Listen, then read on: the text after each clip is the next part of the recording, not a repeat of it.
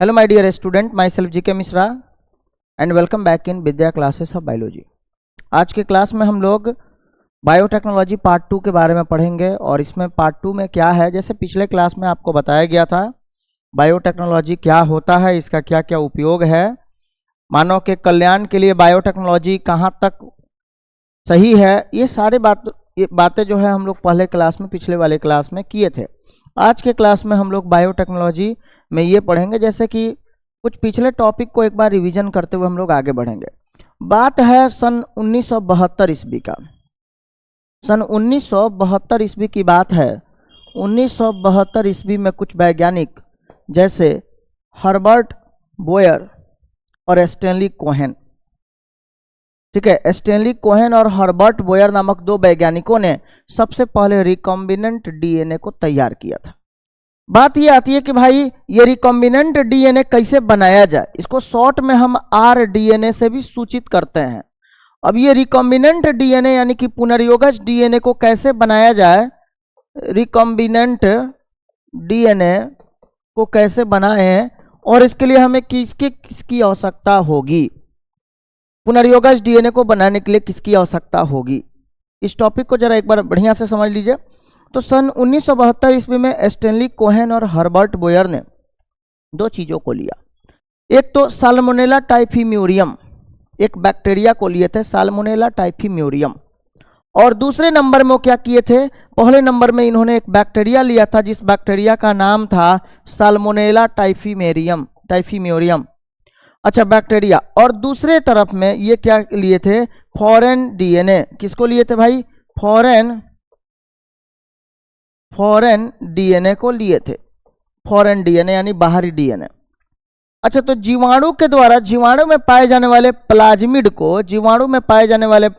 को हम लोग वेक्टर डीएनए कहते हैं।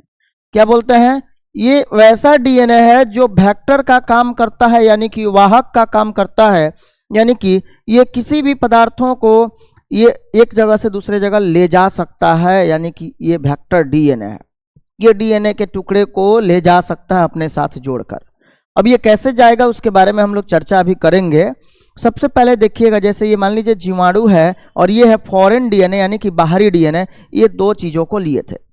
फॉरेन डीएनए में मान लीजिए कि ये हो गया फॉरेन डीएनए, तो फॉरेन डीएनए में से वो क्या निकालेंगे सर, फॉरेन डीएनए में उनका डिजायरेबल जीन होगा। उनका डिजायरेबल जीन यानी वांछनीय जीन जो होगा ये बाहरी डीएनए में मौजूद होता है, फॉरेन डीएनए में मौजूद रहता है। कौन सा, या डिजायरेबल जीन, तो यानी वांछनीय जीन। डिजायरेबल जीन का मतलब होता है वांछनीय जीन, तो ये वांछनीय जीन को यहाँ से बाहर निकालेंगे। अब बात आती है कि सर ये डीएनए को काट कर हमें वांछनीय जीन को बाहर निकालना होगा और हमें जोड़ना किसके साथ होगा, तो सर वेक्टर के साथ जोड़ना होगा। क्यों, क्योंकि अगर मान लीजिए सपोज मेरे पास कोई होस्ट है और उसमें हम चाहते हैं बदलाव करना, तो इस होस्ट में बदलाव करने के लिए हमें क्या क्या करना होगा, तो सर इस होस्ट में बदलाव करने के लिए अगर मान लीजिए कि ये है कोई हमारे पास होस्ट है और इस होस्ट में हम चाहते हैं परिवर्तन करना, तो उसके लिए हम क्या करेंगे, तो सर कुछ नहीं, हम उसके लिए बैक्टीरिया के प्लाज्मिड में ये फॉरेन डीएनए के जीन को अगर डाल दें, तो डालकर फिर इस बॉडी में अगर ट्रांसफर कर दें, तो इसके कारण इसकी फिनोटाइपिक रूप से यह यानी कि दृश्य प्रारूपिक रूप से बदल जाएगा। अब देखिएगा, पहले हम तो रिकॉम्बिनेंट डीएनए अभी बना रहे हैं।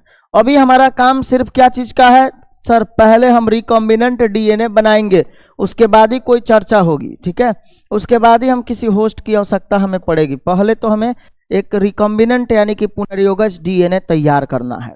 अब ये पुनर्योगज डीएनए कैसे तैयार किया जाता है, अब हमारा चर्चा इस बात पे होगा। जीवाणु में से हम क्या करेंगे, जैसे जीवाणु में प्लाज्मिड जो होता है, जो कि एक वेक्टर डीएनए होता है, ये जीवाणु में पाया जाता है। जीवाणु में दो तरह के डीएनए होते हैं, ठीक है, तो उसमें एक प्लाज्मिड भी होता है जिसको हम लोग वेक्टर डीएनए कहते हैं, यानी कि वाहक डीएनए होता है।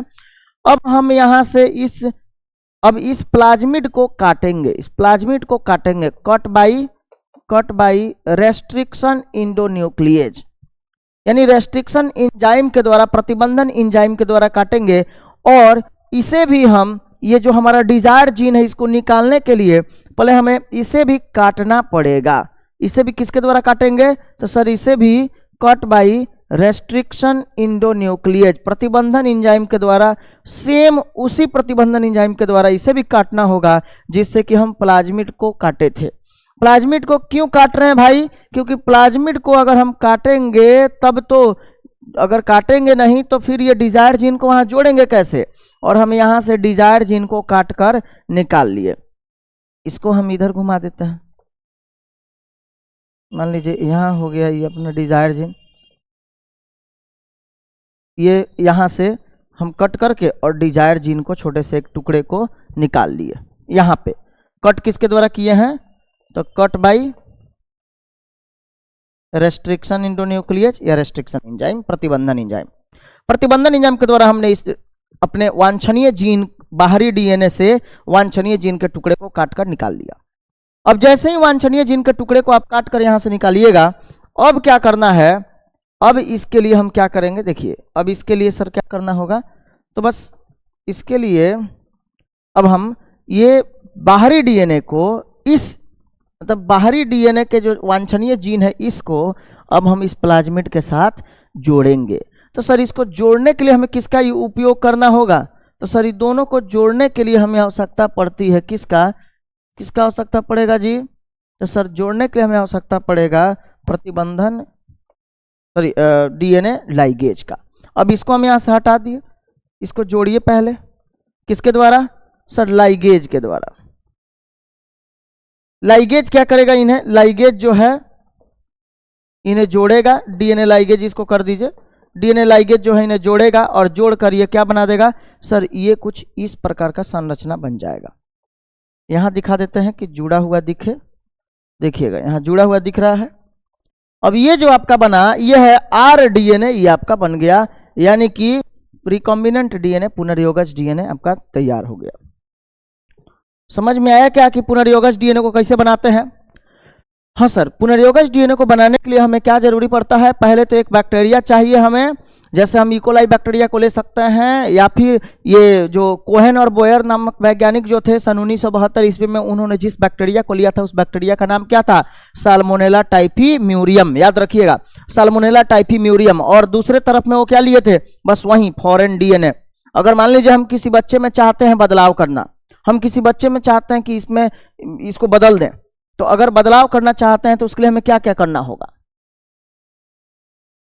जैसे अगर मान लीजिए हम लोग क्या देखें कि अगर किसी व्यक्ति में हम अगर चाहते हैं बदलाव करना, किसी भी बच्चे में अगर चाहते हैं बदलाव करना, जैसे मान लीजिए हम चाहते हैं कि इनमें कुछ बदलाव करें, इनको आनुवांशिक रूप से अगर बदला जाए, कुछ बायोटेक्नोलॉजी का उपयोग किया जाए इसमें, तो आपको क्या क्या करना होगा? तो सर सबसे पहले हमें क्या करना होगा? सर हमें चाहिए इंजाइम। हमें क्या चाहिए भाई? इंजाइम चाहिए। जैसे कि आप इंजाइम देखे हैं, हम दो गो इंजाइम का यहाँ ज़्यादातर उपयोग कर रहे हैं। एक तो रेस्ट्रिक्शन इंडोन्यूक्लियेज का, जैसे कि मान लीजिए कि हम रेस्ट्रिक्शन इंडोन्यूक्लियेज यानी प्रतिबंधन इंडोन्यूक्लियेज नामक इंजाइम का उपयोग कर रहे हैं, जो मोलिक्यूलर सीजर है। क्या है जी? सर ये मोलिक्यूलर सीजर है, मोलिक्यूलर सीजर है, यानी कि आणविक कैंची है। ठीक है, मोलिक्यूलर सीजर। अच्छा, उसके बाद दूसरे नंबर में हम किसका उपयोग कर रहे हैं? सर हम दूसरे नंबर में, यानी पहला तो आणविक कैंची, और दूसरे नंबर में हम ज़्यादातर जो यूज कर रहे हैं ये है लाइगेज। लाइगेज, डीएनए लाइगेज का उपयोग कर रहे हैं। सर डीएनए लाइगेज क्या करता है? तो डीएनए को जोड़ने का काम करता है, और रेस्ट्रिक्शन इंडोन्यूक्लियेज या रेस्ट्रिक्शन एंजाइम, प्रतिबंधन एंजाइम क्या करता है? डीएनए को काटने का काम करता है। तो हम इस तरह के दो एंजाइम का उपयोग करेंगे, और दोनों एंजाइम के द्वारा हम डीएनए के टुकड़े को, सॉरी एक के द्वारा डीएनए को काटेंगे और एक के द्वारा फिर बाद में टुकड़े को प्लाज्मिड के साथ जोड़ेंगे। बात समझ में आया? अच्छा, अब आइए, अब अगला पॉइंट में हमें क्या चाहिए? सर दूसरे नंबर में हमें क्या चाहिए? दूसरे नंबर में हमें चाहिए ये होस्ट जिसमें हमें परिवर्तन करना है। अच्छा, तीसरे नंबर में क्या चाहिए सर? होस्ट यानी कि परपोषी, इसी को परपोषी कहा जाता है या फिर मेजबान शरीर कहते हैं इसको। ठीक है, जिसके अंदर हम लोग डाल के रिकॉम्बिनेंट डीएनए, जो आर डीएनए बन जाएगा ना, उस आर डीएनए को इसी के शरीर में डालना है, और डाल के इसको हमें इसको फिनोटाइपिक रूप से बदलाव करना है इसमें, यानी कि जैसे दिख रहा है अभी वैसा नहीं दिखे, इसमें कुछ बदलाव होना चाहिए। तो ये हो गया। अच्छा, तो हम क्या देखें, पहले तो एंजाइम का उपयोग किए हैं, दूसरे नंबर में हम किसका उपयोग करेंगे भाई, होस्ट का उपयोग करेंगे, यानी कि परपोषी का उपयोग करेंगे। चलिए, परपोषी का उपयोग करेंगे। अच्छा, उसके बाद हमें क्या करना है, और तीसरे नंबर में हमें क्या लेना होगा सर, तीसरे नंबर में हमें वेक्टर चाहिए ना, जिसके मदद से, यानी वाहक चाहिए कि नहीं, जिसके मदद से हम किसी के शरीर में जीन को स्थानांतरित करें। तो जीन कहाँ से लाइएगा, तो सर चौथा नंबर में हमें डिजायर जीन भी चाहिए सर, डिजायर जीन चाहिए सर। और ये कहाँ से प्राप्त करेंगे, तो सर ये प्राप्त करते हैं फॉरेन डीएनए, यानी कि बाहरी डीएनए से प्राप्त करते हैं। ठीक है, यानी डिजायर जीन का मतलब होता है वांछित जीन। क्या बोलते हैं भाई इसको, वांछित जीन बोलेंगे सर, वांछित जीन। तो ये वांछित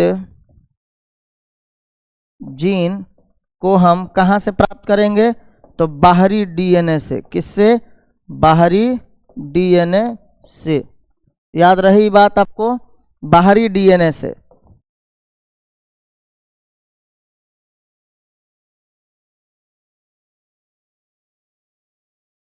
चलिए कोई नहीं, अब सुनिएगा। तो बाहरी डीएनए से हम लोग क्या करेंगे, यानी बाहरी डीएनए से डिजायर्ड जीन, वांछित जीन को लेंगे। अब हमें रिकॉम्बिनेंट डीएनए को बनाने के लिए क्या क्या जरूरी होगा, तो सर रिकॉम्बिनेंट डीएनए के लिए आपको आवश्यकता होगा, यानी एंजाइम की, होस्ट की, वेक्टर की, डिजायर्ड जीन की। यानी कि अगर रिकॉम्बिनेंट डीएनए टेक्नोलॉजी करना है तो उसके लिए हमें, यानी सबसे पहले हम क्या करते हैं, तो सर बाहरी डीएनए को लेते हैं, बाहरी डीएनए से डिजायर्ड जीन को निकालते हैं प्रतिबंधन एंजाइम के द्वारा। फिर उसके बाद हम वेक्टर को लेते हैं, वेक्टर में से वाहक को निकाल लेते हैं, वेक्टर को ले लेते हैं। वेक्टर जैसे कि प्लाज्मिड हो गया या बैक्टीरियोफेज, ये सब वेक्टर में आता है। तो हम वेक्टर को निकाल लिए, और वेक्टर में क्या करेंगे, वेक्टर को भी फिर प्रतिबंधन एंजाइम के द्वारा काटेंगे, काट के इसके डीएनए के इसके टुकड़े को हटाएंगे, और इसके जगह पे हम बाहरी जीन वाले में से अपने डिजायर जीन, यानी वांछित जीन को, इंटरेस्ट ऑफ जीन को, जीन ऑफ इंटरेस्ट को हम जोड़ देंगे। जोड़ने के बाद ये क्या होगा, जोड़ने के बाद ये तुरंत बन जाएगा अब आपका क्या, रिकॉम्बिनेंट डीएनए बन जाएगा। और किसके मदद से जोड़ेंगे, तो इसको फिर जोड़ने के लिए हम उपयोग करेंगे किसका, ये सर लाइगेज नामक एंजाइम का उपयोग करेंगे। लाइगेज के मदद से हम इसको जोड़ेंगे। ये बात सब समझ में आ गया।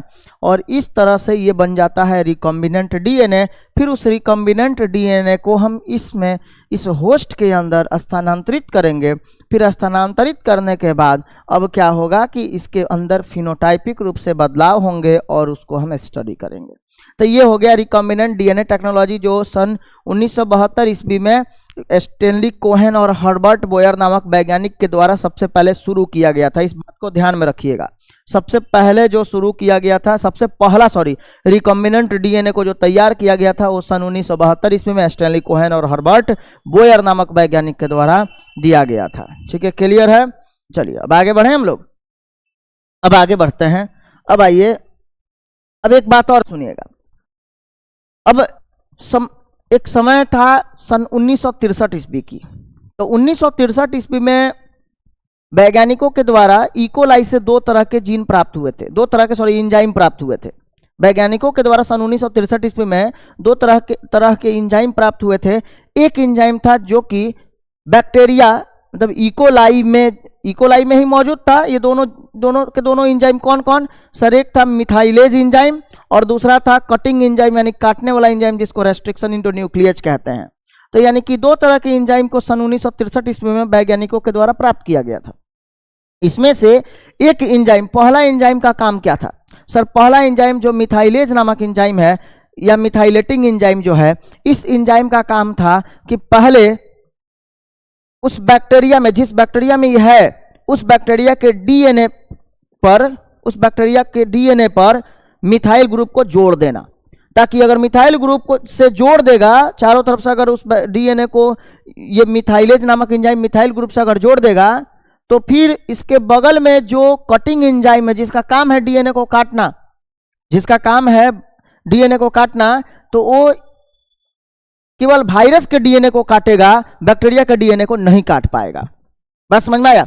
चूंकि रेस्ट्रिक्शन इंडोन्यूक्लियस प्रतिबंधन एंजाइम जो होता है ना, उसको ये पता नहीं होता है कि ये जिस सेल में है, मतलब कि अगर इकोलाई में है तो इकोलाई के बैक्टीरिया को काटना है, या फिर वायरस के बैक्टीरिया, वायरस के किसी बाहरी वायरस जैसे बैक्टीरियोफेज जीवाणु भोजी के डीएनए को काटना है। तो इसलिए मिथाइलेज नामक एंजाइम का काम क्या होता है कि मिथाइलेज नामक एंजाइम पहले जिस डीएनए में मौजूद रहता है उस डीएनए के जिस बैक्टीरिया में मौजूद है उस बैक्टीरिया के डीएनए पर मिथाइल ग्रुप को जोड़ देगा, जिससे अब ये कटिंग एंजाइम यानी रेस्ट्रिक्शन इंडोन्यूक्लियेज अब उसको नहीं काट पाएगा, और रेस्ट्रिक्शन इंडोन्यूक्लियेज सिर्फ और सिर्फ बाहरी जो वायरस इसके अंदर प्रवेश करेगा उसके डीएनए को काटकर खत्म कर देगा।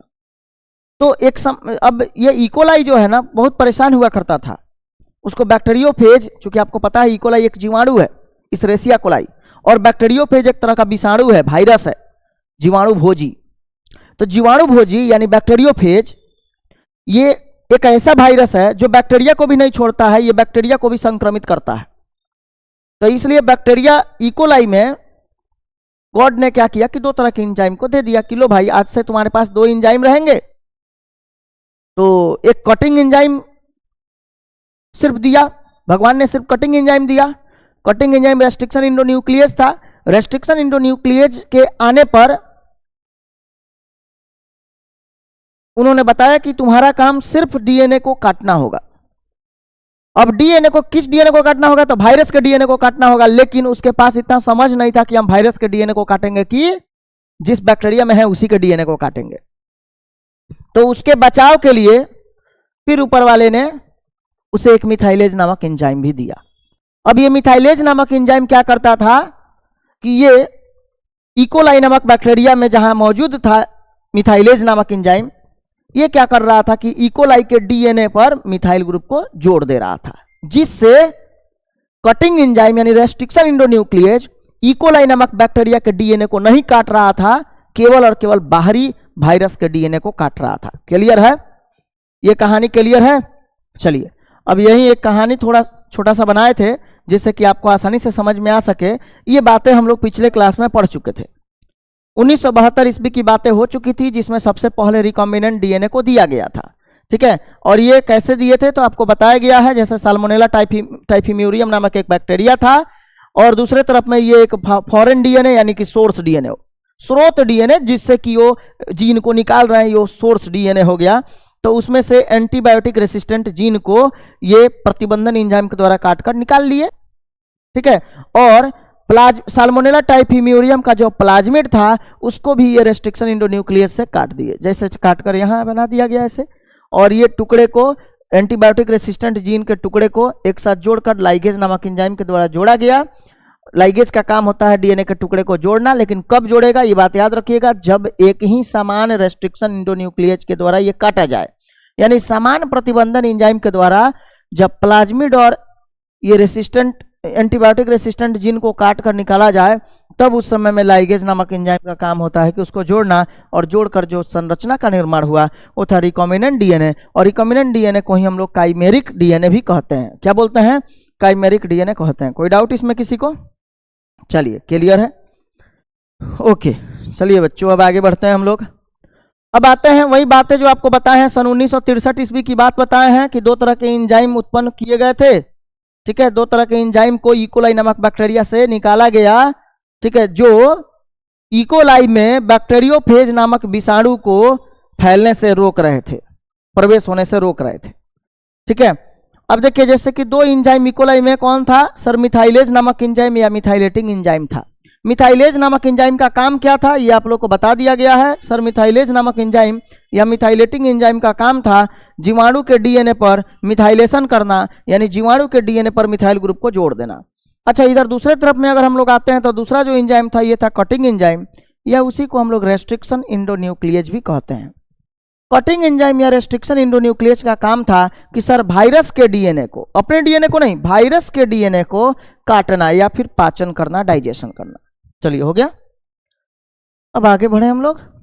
अब हमें पढ़ना है रेस्ट्रिक्शन इंडोन्यूक्लियेज, जो ये आगे का टॉपिक यहां से शुरू हो रहा है, लेकिन रेस्ट्रिक्शन इंडोन्यूक्लियेज को समझने के लिए थोड़ा हम पीछे के बातों को एक बार फिर से दोहराए थे।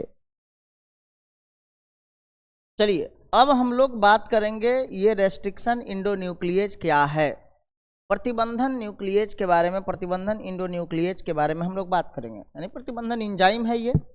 देखिए सबसे पहले खोजे जाने वाले प्रतिबंधन एंजाइम कौन सा था? हिंद-2। याद रखेंगे, सर्वप्रथम खोजी गई प्रतिबंधन इंडोन्यूक्लिएज हिंद-2 था, सबसे पहला खोजे जाने वाला प्रतिबंधन एंजाइम। अच्छा एक बात बताइए, जितने भी प्रतिबंधन एंजाइम को प्राप्त किया जाता है, जितने भी रेस्ट्रिक्शन एंजाइम को प्राप्त किया जाता है, ये सब के सब सिर्फ और सिर्फ बैक्टीरिया से प्राप्त होते हैं, यानी कि ये सब के सब प्रोकैरियोट से प्राप्त होते हैं, यूकैरियोट से प्राप्त नहीं होते हैं। सब के सब किससे प्राप्त होते हैं? प्रोकैरियोट से प्राप्त होते हैं। यानी यूकैरियोट मतलब हम लोग जैसे यूकैरियोट है, तो हम लोग से कभी भी कोई भी प्रतिबंधन एंजाइम यानी रेस्ट्रिक्शन इंडोन्यूक्लिएज एंजाइम ये सब प्राप्त नहीं हो सकता है।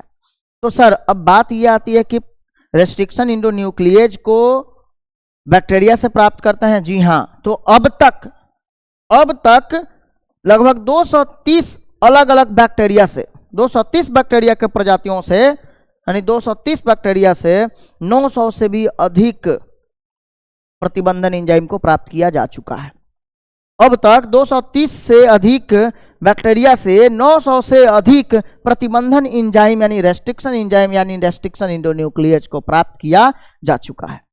अच्छा सर, इसका मतलब कि जब भी प्रतिबंधन एंजाइम को प्राप्त किया जाएगा वो यूकैरियोट से ही प्रोकैरियोट से ही प्राप्त होगा, यानी कि वो बैक्टीरिया से प्राप्त होगा, बाकी वो किसी और के द्वारा प्राप्त नहीं हो सकता।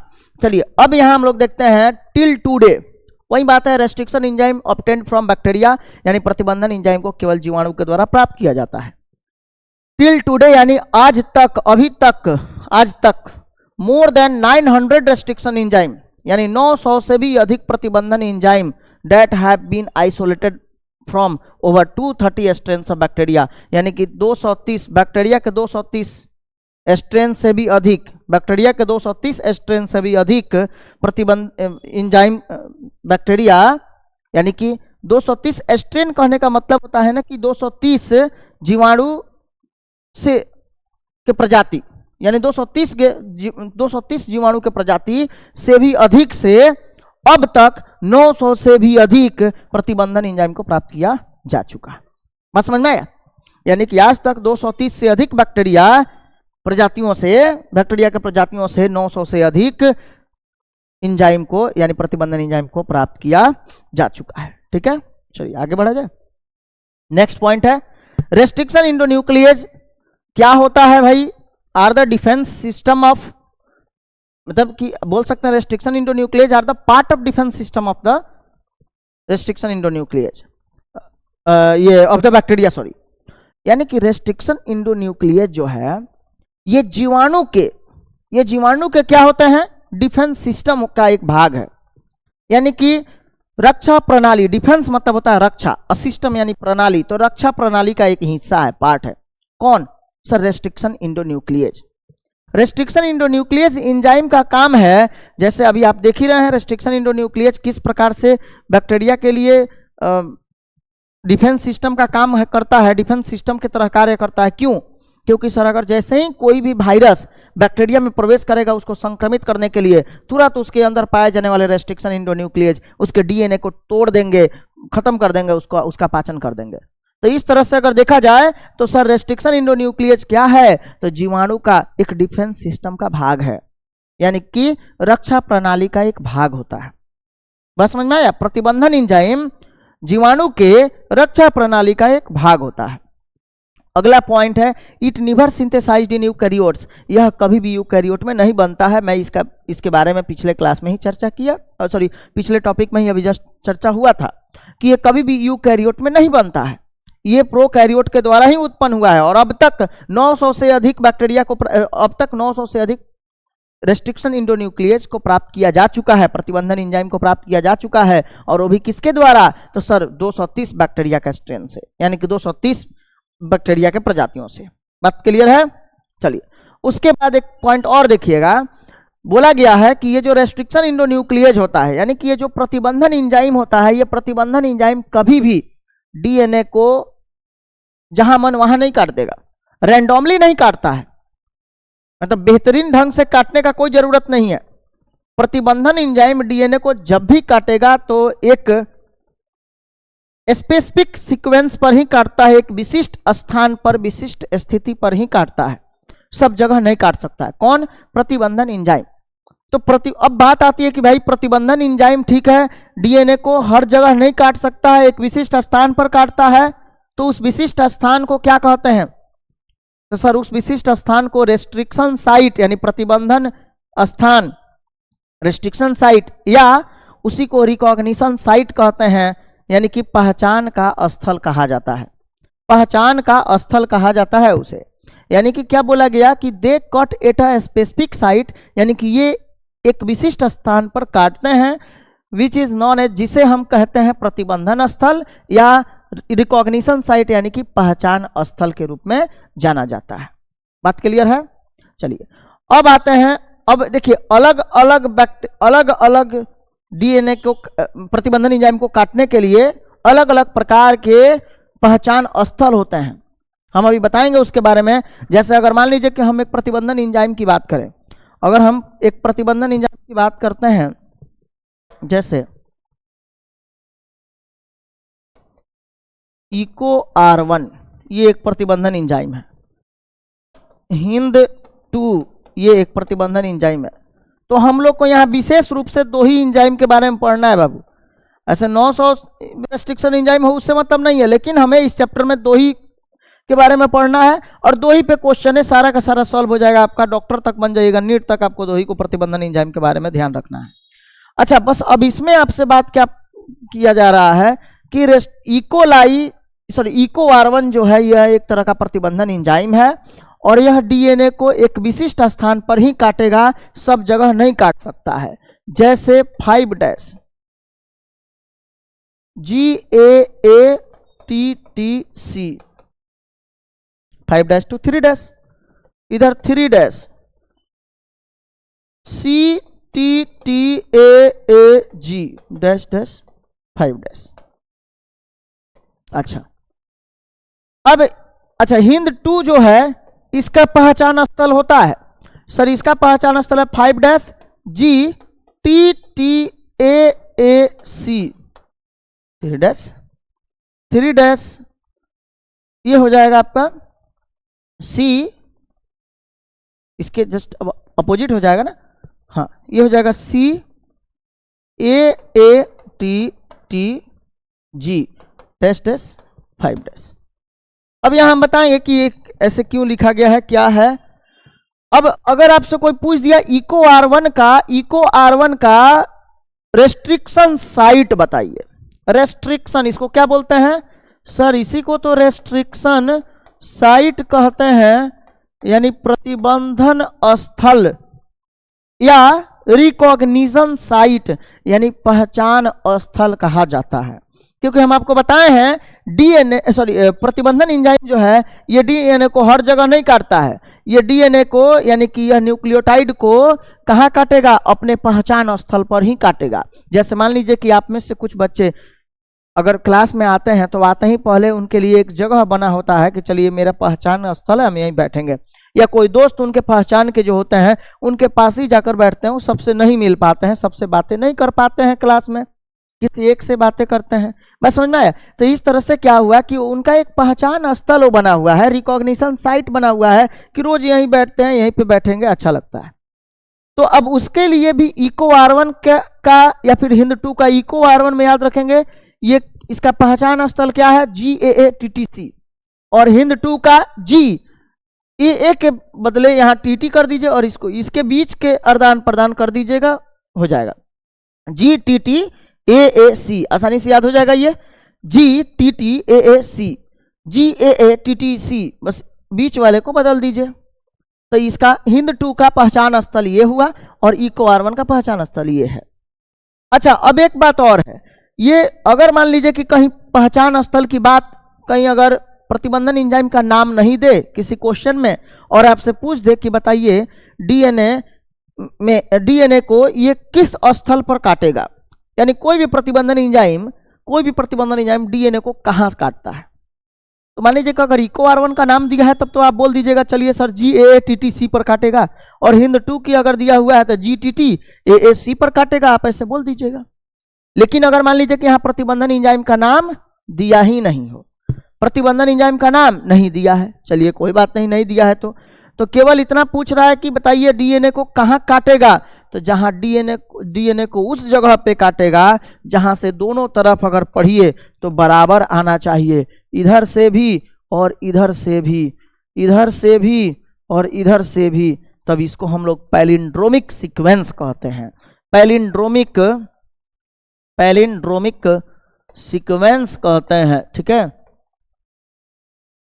या पैलिंड्रोमिक साइट कहा जाता है इसे, ठीक है, पैलिंड्रोमिक साइट भी इसको बोलते हैं। अब देखिए इधर से पढ़ के देखिए इसको, सर GAATTC 5 से 3 जब पढ़ रहे हैं तो GAATTC, इधर भी 5 से 3 की ओर पढ़िए GAATTC, हाँ सर ये हो गया पैलिंड्रोमिक सीक्वेंस। इधर से पढ़िए GTTAAC, इधर 5 से 3 फिर पढ़िए GTTAAC, बिल्कुल बराबर सर। इसका मतलब ये हुआ कि ये पैलिंड्रोमिक सीक्वेंस है। जी हाँ, कभी भी डीएनए को प्रतिबंधन एंजाइम वहीं काटता है जहां क्या हो, उनका पहचान स्थल हो। पहचान स्थल के लिए क्या जरूरी है, पैलिंड्रोमिक सीक्वेंस का होना जरूरी है। बात समझ में आया, पैलिंड्रोमिक सीक्वेंस का होना जरूरी है। क्लियर? चलिए अब हम लोग आते हैं अगले अपने फिर बात जो लैंग्वेज है उस पर चलते हैं। देखिए अब वही बातें हैं, डीएनए प्रतिबंधन एंजाइम डीएनए को एक विशिष्ट स्थान पर ही काटता है और उस स्थान को हम लोग क्या बोलते हैं सर, प्रतिबंधन स्थल या पहचान स्थल के नाम से जाना जाता है। उसके बाद है रेस्ट्रिक्शन साइट में कम से कम, रेस्ट्रिक्शन साइट जहां होते हैं यानी प्रतिबंधन स्थल जहां होता है उसमें कम से कम 4 से लेकर 8 गो क्षार के जोड़े होते हैं। कितने जोड़े बाबू? 4 से लेकर 8 गो, 4 से लेकर 8 तक क्या होते हैं, क्षार के जोड़े होते हैं, क्षार युग्म होते हैं, और वो भी पैलिंड्रोमिक सीक्वेंस में। पैलिंड्रोमिक सीक्वेंस का मतलब हो गया दोनों तरफ से बराबर, जैसे मलयालम। बस समझ में आया? तो देखिए तो यहाँ है कि नहीं, 4 से लेकर 8 तक क्षार का जोड़ा है, 1 जोड़ा 2 3 4 5 6, यानी कि इसमें 6 जोड़े क्षार हैं। ये बेस का पेयर है, क्षार का जोड़ा है, तो 6 जोड़े हैं यहाँ। तो 4 से लेकर 8 तक होने चाहिए, होता है। 4 भी हो सकता है, 6 भी हो सकता है, 8 भी हो सकता है, तो 4 से लेकर 8 तक होता है, ठीक है। लेकिन और उसके साथ ही साथ पैलिंड्रोमिक अनुक्रम होना चाहिए, ये बात पे ध्यान रखना है, ठीक है। चलिए तो रेस्ट्रिक्शन प्रतिबंधन स्थल में, रेस्ट्रिक्शन साइट में पैलिंड्रोमिक न्यूक्लियोटाइड अनुक्रम के साथ 4 से लेकर 8 तक क्षार जोड़े होते हैं। ये बात क्लियर है? कोई डाउट इसमें किसी को? नहीं सर। अब आइए, अब इसको हम लोग एक बार देखते हैं कि ये किस प्रकार से होगा। जैसे कि फॉर एग्जांपल यहां आप देख रहे हैं GAATTC 5 से 3 की ओर, इधर भी 5 से 3 की ओर आप देख रहे हैं GAATTC। अब इन दोनों तरफ से अगर आप देख लीजिए तो ये दोनों तरफ से बिल्कुल क्या है, समान है। इस साइड से भी समान है और इस साइड से भी ये क्या है, समान है। जैसे कि आप मलयालम को देखते हैं, मलयालम दोनों तरफ से बिल्कुल क्या है, समान है सर। इसलिए ये हो गया क्या, रेस्ट्रिक्शन इंटू न्यू, इसलिए ये क्या हो गया, यानी कि ये इसका पहचान स्थल हो गया। बस समझ में आया? तो पहचान स्थल जहां होता है वहां क्या होना चाहिए सर, पैलिंड्रोमिक अनुक्रम के साथ 4 से लेकर 8 तक बेस पेयर होना चाहिए, तो वहीं पे प्रतिबंधन एंजाइम उसको काटेगा, ठीक है। चलिए अब आगे बढ़े हम लोग। अब आइए सर नोमेनक्लेचर ऑफ रेस्ट्रिक्शन इंडोन्यूक्लिएज। अब प्रतिबंधन इंडोन्यूक्लिएज का नामांकन हम लोग करेंगे। आज नामकरण होगा किसका, प्रतिबंधन इंडोन्यूक्लिएज का। अच्छा, प्रतिबंधन इंडोन्यूक्लिएज के नामकरण कैसे किया जाएगा, तो सबसे पहले ये बात सुनिए, प्रतिबंधन इंडोन्यूक्लिएज में कम से कम 3 से लेकर 4, यानी 3 या 4, 3 से लेकर 4 तक लेटर होते हैं। 3 से लेकर 4 तक लेटर होते हैं, जैसे इको R1 ये प्रतिबंधन एंजाइम हुआ। हिंद 2 जिसको सबसे पहले खोजा गया था, सबसे पहले खोजे जाने वाला प्रतिबंधन एंजाइम था। तो देखिए ये इको R1 में 1 2 3 4 4 इसमें आपको दिख रहे हैं ना, 4 लेटर है ये, और एक आपको रोमन नंबर दिख रहा है। तो इसमें 3 या 4 लेटर होते हैं प्लस 1 रोमन नंबर होते हैं। किस में? रेस्ट्रिक्शन इंडोन्यूक्लियेज में, प्रतिबंधन इंडोन्यूक्लियेज में। अच्छा, अब देखिए ये अगर हम बात करें कि इसमें ई किसको रिप्रेजेंट करता है, क्वेश्चन इससे पूछे जाते हैं। जैसे इस बार के 2025 के सेंटअप में क्वेश्चन जो पूछा गया है, 2024 के सेंटअप का जो क्वेश्चन पूछा गया है, उसमें ये क्वेश्चन है कि सीओ किसको रिप्रेजेंट करता है। और नीट 2011 AIPMT 2011 का क्वेश्चन भी है, जो हम अभी आपको सॉल्व जब कराएंगे तो आपको पता चल जाएगा। उसमें 2011 का क्वेश्चन पूछा हुआ है कि सीओ किसको रिप्रेजेंट करता है। अभी नीट का क्वेश्चन भी सॉल्व कराएंगे हम इसमें, तो सीओ किसको रिप्रेजेंट करता है। और बोर्ड में भी पूछा हुआ है सेंटअप के पेपर में कि सीओ किसको रिप्रेजेंट करता है, यानी कि स्पीसीज को रिप्रेजेंट करता है, प्रजाति को। तो वहां पूछा है सीओ का मतलब क्या है, तो सीओ मतलब कोलाई होता है। ई जो है ये एक वंश को यानी जीनस को रिप्रेजेंट करता है, और जीनस ई का मतलब होगा इसरेसिया, यानी इको R1 किस वंश में आता है, किस वंश का है, तो इसरेसिया वंश का। इको R1 किस प्रजाति का है, तो कोलाई प्रजाति का। और सीओ का मतलब कोलाई, ई का मतलब इसरेसिया, आर का मतलब स्ट्रेन। आर जो है ये स्ट्रेन है, स्ट्रेन को रिप्रेजेंट करता है, यानी प्रभेद को दर्शाता है। और किस प्रभेद का है ये, तो सर ये ये इको R1 का स्ट्रेन क्या होता है, तो RY13, ये बात याद रखिएगा। अगला पॉइंट पाइए, नेक्स्ट पॉइंट है ये पहला नंबर जो यहाँ रोमन नंबर दर्शा रहा है, ये ऑर्डर है, ये एंजाइम का ऑर्डर है कि ये प्रतिबंधन एंजाइम को बैक्टीरिया से कब प्राप्त किया गया था। तो ये ऑर्डर हो गया, अनुक्रम हो गया, ठीक है। चलिए, तो ये अब उम्मीद करते हैं कि आप लोग का नोमेनक्लेचर इसका क्लियर हो गया होगा। नोमेनक्लेचर को एकदम याद कर जाना है, कई बार इससे क्वेश्चन पूछे गए हैं, इसलिए इस पे ध्यान रखेंगे। अब देखिए, अब हम लोग देख रहे हैं मोड ऑफ कटिंग, इसको काटने का क्या तरीका है सर, काटने का तरीका, यानी कि ये प्रतिबंधन एंजाइम किस प्रकार से काटता है। तो सर प्रतिबंधन एंजाइम काटेगा तभी जब वहां ये देखेगा कि पहले तो पैलिंड्रोमिक अनुक्रम होना चाहिए। पैलिंड्रोमिक अनुक्रम मतलब दोनों तरफ से बिल्कुल समान होना चाहिए, तब वहीं पे ये काटेगा। जैसे यहाँ अगर मान लीजिए GAATTC है और GAATTC है, तो यहाँ कौन काटेगा, तो सर यहाँ प्रतिबंधन एंजाइम इको R1 काटेगा। क्यों? क्योंकि ये इको R1 का पहचान स्थल है, तो इसको इसमें इको R1 को ही बुलाना होगा और वहीं इसको काटेगा, क्योंकि उसका पहचान स्थल है। दूसरा कोई इसमें नहीं काट सकता है, क्योंकि उससे ये झगड़ा कर लेगा। बात समझ में आया क्या? चलिए, अब क्या हुआ, इको R1 इसको कहाँ से कैसे काटेगा, तो देखिए एक तो यहाँ G के पास में कट लगाएगा और एक यहाँ G के पास में कट लगाएगा। और ये देखिए, ये काट कर कुछ इस प्रकार से अलग कर दिया, और जो नीचे की तरफ में G के पास में कट लगाया था वो ऐसे काटा, और एक ऊपर की ओर ऐसे काटा, ठीक है। तो इस तरह से ये दोनों अलग अलग हो गए। अब ये अलग अलग तो हुए, पर ये यहाँ बन क्या गए, ये दोनों बन गए स्टिकी इंड। क्या बन गए भाई?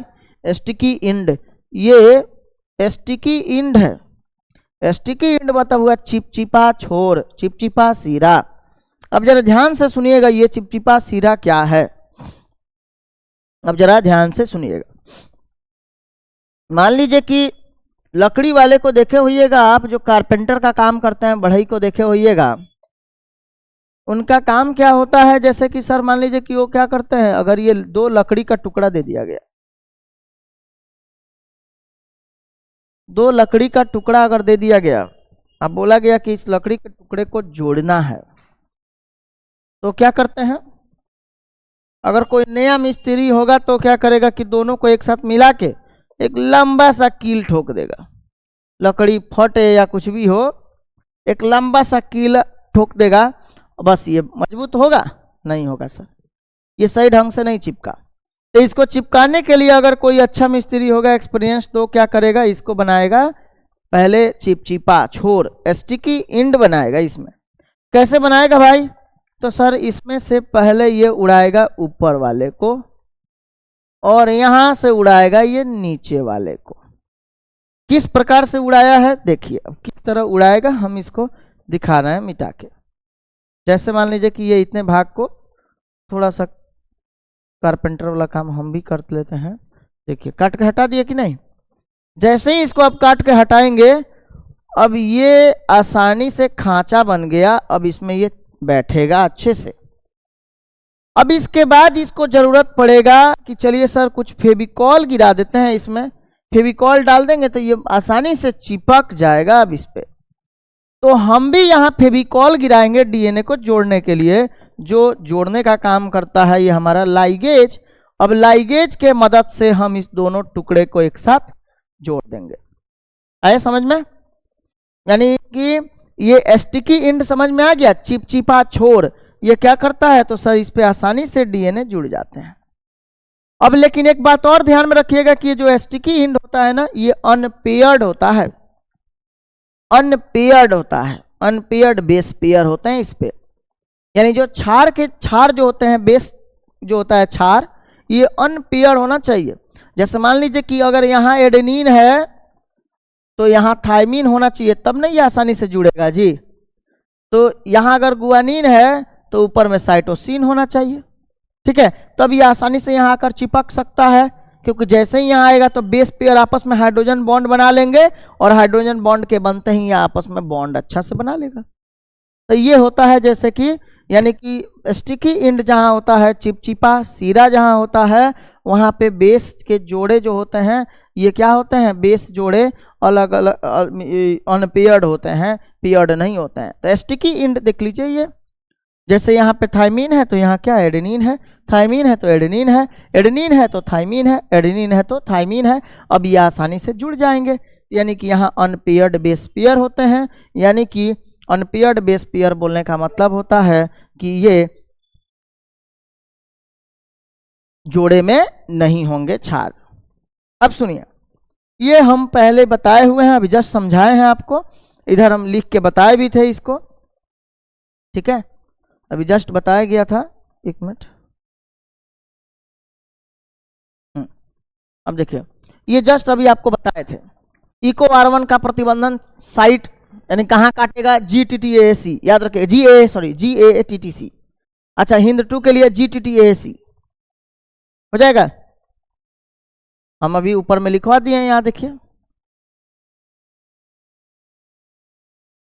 अब देखिए GAATTC है और ये GTTAC, याद रखिएगा, ये इको R1 और हिंद 2 का प्रतिबंधन साइट हो गया जहां ये काटता है, ठीक है। चलिए अब आते हैं, हम लोग आगे बढ़ते हैं। अभी देखिए रेस्ट्रिक्शन एंजाइम। अब ये रेस्ट्रिक्शन एंजाइम जो होता है belong to a larger class of enzyme called nuclease. ये जो रेस्ट्रिक्शन एंजाइम है ये एक बड़ी सी एंजाइम के समूह से संबंधित है, एक बड़ा सा एंजाइम के से संबंधित है ये, जिसका नाम है न्यूक्लिएज। क्या बोला गया, यानी कि सर प्रतिबंधन एंजाइम एंजाइमों के एक बड़े वर्ग से संबंधित होता है जिसे न्यूक्लिएज कहा जाता है, ठीक है। यानी कि जो रेस्ट्रिक्शन एंजाइम की बात आप कर रहे हैं, प्रतिबंधन एंजाइम की जो बात कर रहे हैं, ये प्रतिबंधन एंजाइम ये एंजाइम के एक बड़े वर्ग से संबंधित है, जिसको हम क्या बोलते हैं सर, न्यूक्लिएज कहा जाता है। न्यूक्लिएज कितने प्रकार के होते हैं, तो देखिए न्यूक्लिएज सर 2 प्रकार के होते हैं। एक होता है इक्सोन्यूक्लिएज और दूसरा होता है इंडोन्यूक्लिएज। सर इक्सोन्यूक्लिएज क्या करता है, तो नाम से ही लग रहा है, इक्सो यानी बाहर, इक्सोन्यूक्लिएज बाहर की ओर, यानी कि यह डीएनए के टुकड़े को बाहर की तरफ काटकर बाहर निकाल, ये डीएनए के टुकड़े को बाहर की तरफ से, यानी कि दोनों, अगर ये मान लीजिए डीएनए है तो डीएनए के बाहरी सिरा से ये काटकर डीएनए को अलग अलग करता है, डीएनए के बाहरी सिरा से ये काटकर डीएनए को अलग अलग करेगा। क्लियर है? अच्छा, तो उसको इक्सोन्यूक्लिएज कहते हैं। और ये हो गया जैसे कि इंडोन्यूक्लिएज। इंडोन्यूक्लिएज क्या करता है, तो सर डीएनए को बीच से काटता है। अगर ये सपोज डीएनए है तो इसके बीच से ये काटने का जो काम होता है वो इंडोन्यूक्लिएज का होता है। दोनों साइड से सिरे से अगर इंड छोर से काटने का जो काम होता है वो इक्सोन्यूक्लिएज का होता है, ठीक है। देखिए इक्सोन्यूक्लिएज क्या है sir, it removes nucleotides from the ends of the DNA, यानी कि यह डीएनए के सिरों से न्यूक्लियोटाइड को हटाता है। डीएनए के सिरों से, सिरा मतलब इंड छोर से न्यूक्लियोटाइड को हटाता है। अच्छा सर, इट मेक इंडोन्यूक्लिएज की अगर बात करें तो it make cut at specific position with in DNA, यह डीएनए के बीच से, यह डीएनए के बीच में एक विशिष्ट स्थान पर काटता है, यह डीएनए के अंदर विशिष्ट स्थान पर काटता है। बात क्लियर है? चलिए अब हम लोग ये काटता कैसे है बस उसके प्रक्रिया को जरा देख लेते हैं। इक्सोन्यूक्लियेज कैसे काटेगा। अब देखिए ये इक्सोन्यूक्लियेज है, ये इक्सोन्यूक्लियेज किस प्रकार से काट रहा है। तो आप देख रहे हैं कि अभी मता है इक्सो मतलब बाहर, यानी कि यह डीएनए के दोनों बाहरी सिरा से काटेगा। तो देखिए डीएनए को दोनों बाहरी सिरा से जब काटेगा तो कुछ इस तरह के हमें डीएनए के टुकड़े प्राप्त हुए, 3 टुकड़ों में बट गया। इंडोन्यूक्लियेज की अगर हम लोग बात करें तो इंडोन्यूक्लियेज कैसे काटता है, तो सर इंडोन्यूक्लियेज काटता है बीच से, डीएनए को बीच से एक विशिष्ट स्थान पर काटता है, और जब बीच से काटेगा तो ये दो अलग अलग टुकड़े निकल जाएंगे। क्लियर है, 2 अलग अलग टुकड़े हो गए। चलिए अब हम लोग कुछ क्वेश्चन इसका सॉल्व करेंगे, इसके रिलेटेड कुछ क्वेश्चन हम लोग को सॉल्व करना है। अब आइए क्वेश्चन को सॉल्व करते हैं। बड़ी मजेदार क्वेश्चन है और बहुत आसानी से आपसे क्वेश्चन ये सॉल्व हो जाएगा। नीट का क्वेश्चन है, बोर्ड का पेपर देने वाले लोग इसको स्किप नहीं करिएगा, घबराएंगे नहीं कि सर ये नीट का क्वेश्चन हम लोग को बनाने की क्या जरूरत है। अगर बोर्ड का पेपर अभी दे रहे हैं तो उसके लिए नहीं घबराना है। इसलिए नहीं घबराना है कि बोर्ड और नीट का कोई पैटर्न अलग अलग नहीं है। पिछले बार का जो बोर्ड का पेपर हुआ था उसमें से मैक्सिमम क्वेश्चन को अगर देखा जाए ऑब्जेक्टिव तो वो प्रीवियस ईयर के नीट में पूछे हुए क्वेश्चन बैंक का क्वेश्चन था। ठीक है, तो इसलिए आपको इससे परेशान नहीं होना चाहिए। जो आपको मिल रहा है इसे देखिए कि आपसे क्वेश्चन बन रहा है कि नहीं और कितने आसान तरीके से आपसे क्वेश्चन सॉल्व हो रहे हैं। चलिए सबसे पहले हम लोग देखेंगे क्वेश्चन है, in the following palindromic base sequence of DNA which one can be cut easily by particular restriction enzyme. यानी कि डीएनए के निम्नलिखित पैलिंड्रोमिक बेस अनुक्रम में, यानी कि इसका मतलब यह हुआ कि डीएनए के निम्नलिखित पैलिंड्रोमिक बेस अनुक्रम में किसे विशेष प्रतिबंधन एंजाइमों द्वारा आसानी से काटा जा सकता है। यानी कि इसमें से किसे आसानी से काटा जा सकता है, मतलब कि वहां देखना है पैलिंड्रोमिक अनुक्रम किस, यानी कि अब देखिए यहां कोई भी प्रतिबंधन एंजाइम का नाम लिया है क्या, नहीं लिया है। हम जानते हैं आपसे ये क्वेश्चन सॉल्व हो गया होगा, लेकिन पहले क्वेश्चन को एक बार अच्छा समझिए। क्वेश्चन क्या बोल रहा है कि सर डीएनए पैलिंड्रोमिक अनुक्रम, डीएनए के पैलिंड्रोमिक अनुक्रम को किसी एंजाइम के द्वारा आसानी से काटा जा सकता है। किसको, इनमें से किस ऑप्शन में। तो पहले तो आपको देखना है कि दोनों तरफ से ये देखना है कि पैलिंड्रोमिक अनुक्रम है क्या, पैलिंड्रोमिक अनुक्रम है कहाँ। तो इधर से देखिए GAATTC, इधर से भी देखेंगे GAATTC। सर यहाँ पैलिंड्रोमिक अनुक्रम दोनों तरफ, दोनों में है, यही ना होता है जी, पैलिंड्रोमिक अनुक्रम है। तो सर इसका मतलब कि कोई भी प्रतिबंधन एंजाइम, कोई भी प्रतिबंधन एंजाइम, एंजाइम का नाम यहाँ नहीं ले रहा है, यहाँ कोई भी प्रतिबंधन एंजाइम के बारे में पूछ रहा है तो इसको काट सकता है। इसको देखिए CTCA, इधर से पढ़िए ACTC, अलग हो गया। ये दोनों तरफ से बिल्कुल समान होना चाहिए था, यानी कि ये 5' से 3' और 5' से 3' दोनों अगर समान है तब उसको पैलिंड्रोमिक सीक्वेंस कहेंगे और वो कोई भी प्रतिबंधन एंजाइम वहां काटेगा। यहाँ GTAT, यहाँ है GAAT, काट ही नहीं सकता है प्रतिबंधन एंजाइम। क्यों? क्योंकि पैलिंड्रोमिक अनुक्रम नहीं है।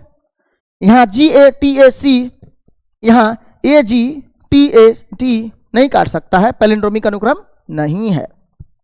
आया बात समझ में? अरे आया समझ में? हाँ, यहां नहीं काट सकता है सर। क्लियर हो गया?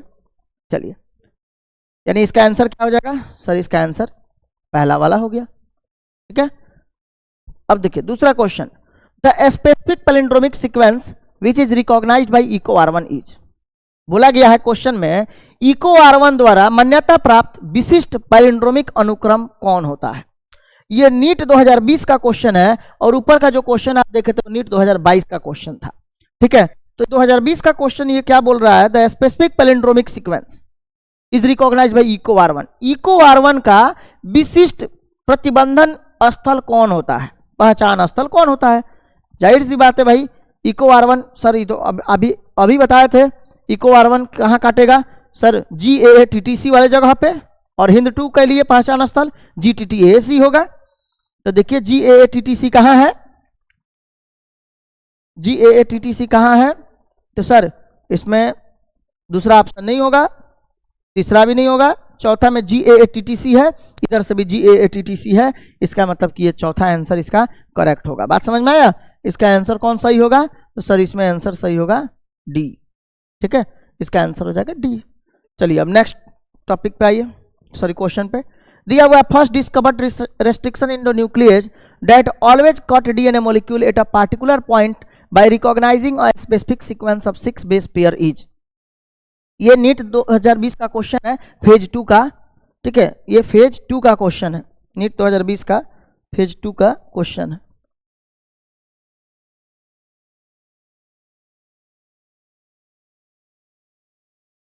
चलिए, अच्छा अब सुनिएगा जरा, अब क्या बोला गया, first discovered restriction endonuclease that always cut DNA molecule at a particular point by recognising a specific sequence of 6 base pair. भाई तो नाम सुनते ही सर क्वेश्चन बन जाएगा, फर्स्ट डिस्कवर्ड रेस्ट्रिक्शन एंजाइम, यानी सबसे पहले खोजे जाने वाला प्रतिबंधन एंजाइम कौन है, हिंद-2 आंसर हो जाएगा। सर इसका आंसर हो जाएगा हिंद-2, लेकिन यहाँ एक बात और बोला है, उसको भी जान लीजिए हिंद-2 के बारे में। हिंद-2 के लिए स्पेसिफिक सीक्वेंस जो होता है, विशिष्ट स्थान जो होता है, ये 6 बेस पेयर होता है, याद रखिएगा। सबसे पहला खोजे जाने वाला प्रतिबंधन एंजाइम हिंद-2, और ये छठे बेस पेयर को, छठे क्षार युग्म को काटने वाला जो होगा ये कौन है, हिंद-2। ठीक है, तो ये बात याद रखेंगे। ये नीट के फेज 2 में पूछा हुआ है 2020 में। नीट में कई बार ऐसा होता है कि क्वेश्चन जो है रिलीज आउट हो जाने के कारण, पेपर के पहले आउट होने के कारण पेपर कई बार कैंसिल हो गए हैं, तो इसलिए फेज 1 में पहला पेपर हुआ होगा, कैंसिल हो गया होगा, तो दूसरा बार फिर पेपर होता है, इसलिए वो फेज 2 लिखा होता है। अच्छा अब सुनिएगा, जैसे कि एन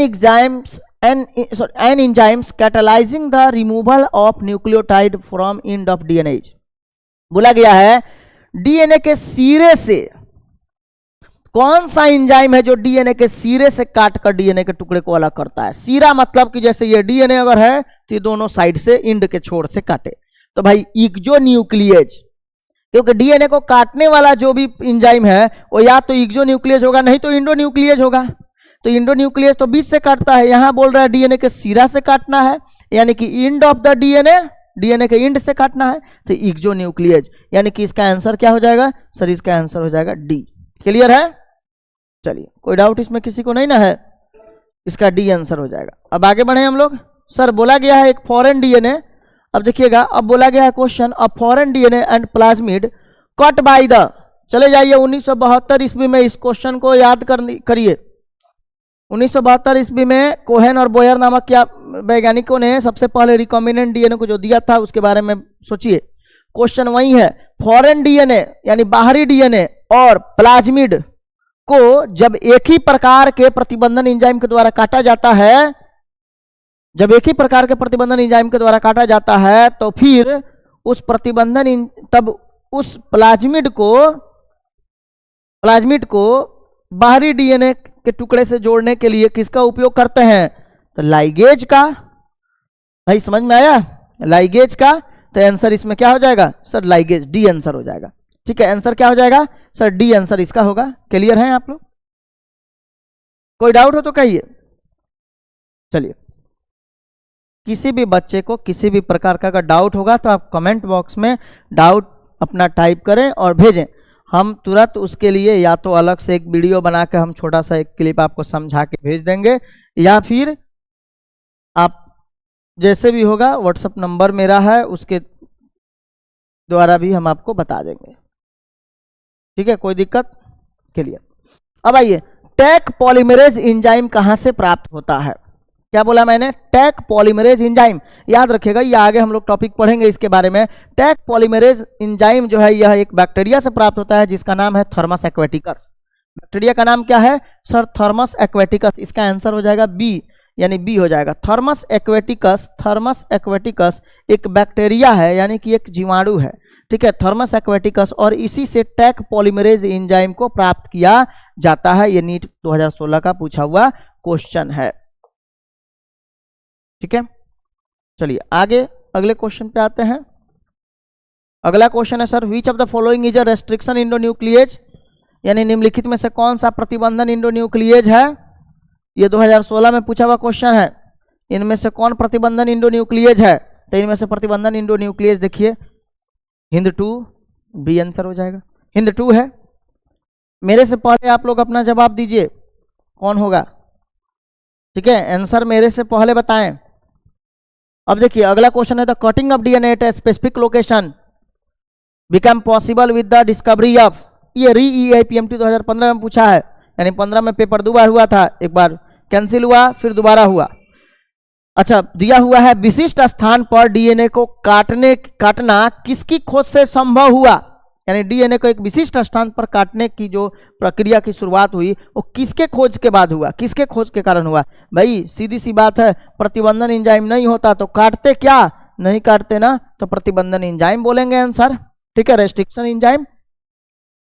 चलिए नेक्स्ट क्वेश्चन पे आइए। नेक्स्ट क्वेश्चन है, there is a restriction endonuclease called EcoVar1। Question क्या है sir, there is a restriction endonuclease called EcoVar1, एक प्रतिबंधन एंजाइम है जिसका नाम है EcoVar1। तो बोला गया है व्हाट डज को पार्ट इट स्टैंड्स फॉर, तो इसमें से को का क्या मतलब है, CO का क्या मतलब है, इसमें से CO का क्या मतलब है। ये नीट में 2011 का पूछा हुआ, सॉरी नीट नहीं AIPMT, अभी नीट हो गया है, उस समय AIPMT था, all India pre medical test. तो ये AIPMT 2011 का पूछा हुआ क्वेश्चन है, शुरुआत में ही हम बताए थे। और आपके इस बार 24 के सेंटअप का भी पेपर है, सेंटअप का भी क्वेश्चन है, 24 के सेंटअप वाले क्वेश्चन में भी ये था। CO किसको रिप्रेजेंट करता है, CO का अर्थ क्या है, तो CO मतलब कोलाई, CO मतलब कोलाई, ठीक है, CO का मतलब हो जाएगा कोलाई। चलिए, अच्छा कोलाई क्या है अगर पूछ दिया गया तो क्या बताइएगा, सर कोलाई एक स्पीसीज है, यानी कि एक प्रजाति है। अच्छा अगले क्वेश्चन पे आइए, the linking of antibiotic resistance gene, the linking of antibiotic resistance gene with the plasmid vector became possible with, ये AIPMT 2008 का पूछा हुआ क्वेश्चन है, AIPMT 2008 का क्वेश्चन है। क्वेश्चन क्या बोला हुआ है, एंटीबायोटिक प्रतिरोध जीन को प्लाज्मिड वेक्टर के साथ जोड़ना किसके द्वारा संभव हुआ। भाई इस क्वेश्चन को भी सॉल्व करने के लिए आप याद क्या करना है, सन 1972 स्टैनली कोहेन और हर्बर्ट बोयर की बातें याद करिए। और वो क्या बताए हुए थे, वहां बताए नहीं, वहां पे ये एक्सपेरिमेंट किए थे ना, साल्मोनेला टाइफीम्यूरियम के वेक्टर को जोड़े थे, किसके द्वारा सर, एंटीबायोटिक रेसिस्टेंट जीन के द्वारा। तो सेम क्वेश्चन वही है कि एंटीबायोटिक रेसिस्टेंट जीन को प्लाज्मिड वेक्टर के साथ किसके द्वारा जोड़ा जा सकता है, तो डीएनए लाइगेज के मदद से, यानी कि इसका आंसर हो जाएगा, आंसर क्या हो जाएगा, बी आंसर हो जाएगा, ठीक है। चलिए अगला क्वेश्चन पे आते हैं बाबू। नेक्स्ट क्वेश्चन, जहां समझ में नहीं आएगा बोल दीजिएगा। AIPMT all India pre medical test 2006 का क्वेश्चन है, रेस्ट्रिक्शन इंडोन्यूक्लियेज क्या है। रेस्ट्रिक्शन इंडोन्यूक्लियेज क्या है, यानी प्रतिबंधन इंडोन्यूक्लियेज क्या है, तो भाई क्या करता है देखिए अब इसके बारे में। सर यह cut the DNA molecule randomly, यानी कि यह डीएनए मॉलिक्यूल को कहीं से भी अच्छे ढंग से काट देता है, बेहतरीन ढंग से काटता है। क्या ऐसा बात है क्या, सर प्रतिबंधन एंजाइम डीएनए को बेहतरीन ढंग से नहीं काटता है, कहीं से भी नहीं काट सकता है। प्रतिबंधन एंजाइम डीएनए को जब भी काटेगा तो एक विशिष्ट स्थल पर ही काट सकता है, यानी कि एक स्पेसिफिक लोकेशन पर, एक विशिष्ट स्थान पर ही काट सकता है। तो cut the DNA molecule eight a specific site, यानी कि यह डीएनए मॉलिक्यूल को, यानी डीएनए अणु को एक विशिष्ट स्थान पर काटता है। क्लियर है, अरे बात क्लियर है। देखिए वही हो गया, जैसे डीएनए अणु को विशिष्ट स्थानों पर काटता है। चलिए उम्मीद करते हैं आपको ये बातें समझ में आ गई होगी, समझ में आ गया। चलिए तो ये हम लोग का यहाँ तक का ये क्वेश्चन कंप्लीट हुआ। अब हम लोग नेक्स्ट क्लास में रिकॉम्बिनेंट डीएनए टेक्नोलॉजी के मेथड को पढ़ेंगे। रिकॉम्बिनेंट डीएनए टेक्नोलॉजी का मेथड में अब क्या है, थोड़े बहुत हम लोग उसके बारे में अभी चर्चा कर लेते हैं, ताकि हम उसके बारे में एक्स्ट्रा जो है क्लास में वहाँ नेक्स्ट क्लास में पढ़ेंगे। अब हमें देखना है टूल्स ऑफ बायोटेक्नोलॉजी।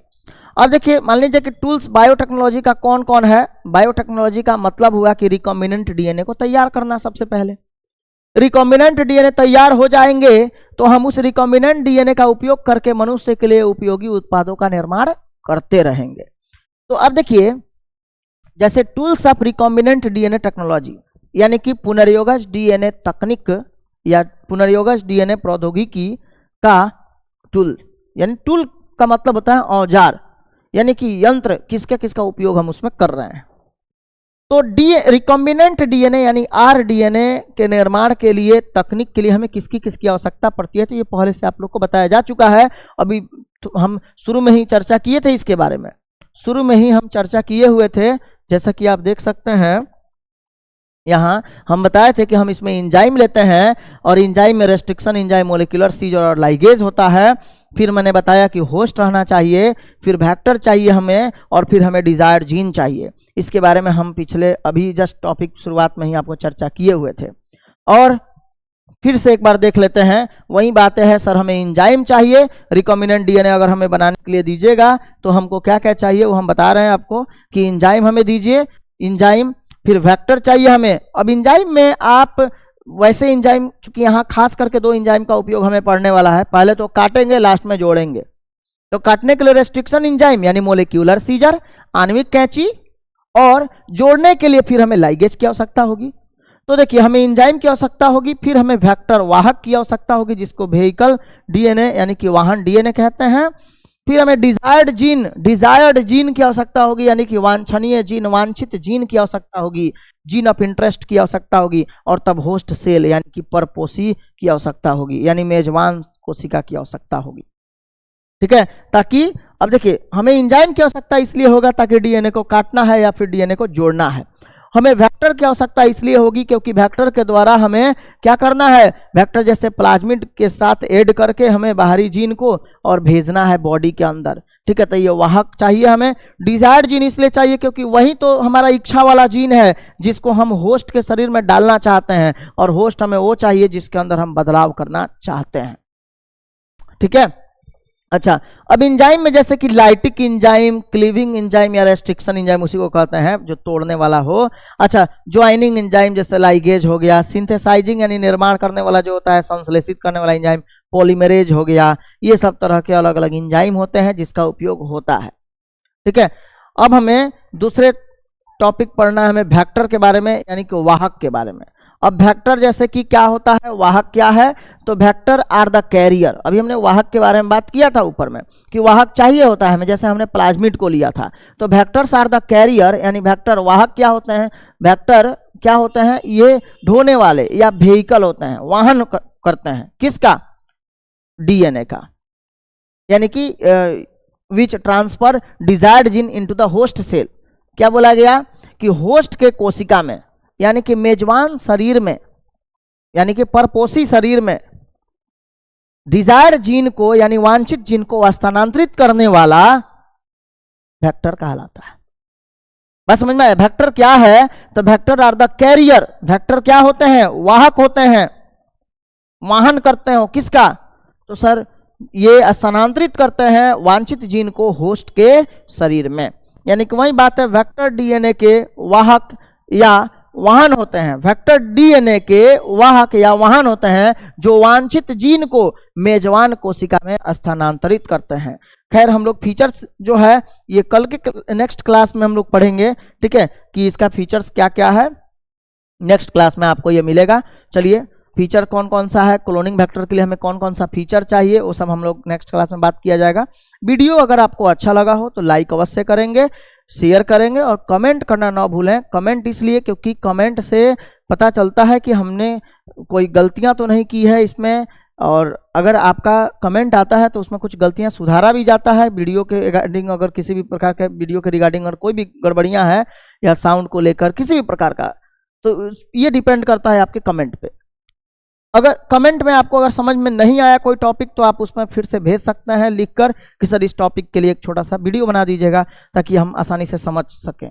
ठीक है, तो फिर वो भी एक काम आपके लिए किया जाएगा, तो इसलिए कमेंट आपके लिए ज़रूरी है, और चैनल को सब्सक्राइब कर लेंगे तो और अच्छा लगेगा। चलिए, थैंक यू, फिर मिलते हैं नेक्स्ट क्लास में। वीडियो को अच्छे से नोट्स बना लेना है। ठीक है, चलिए, थैंक यू।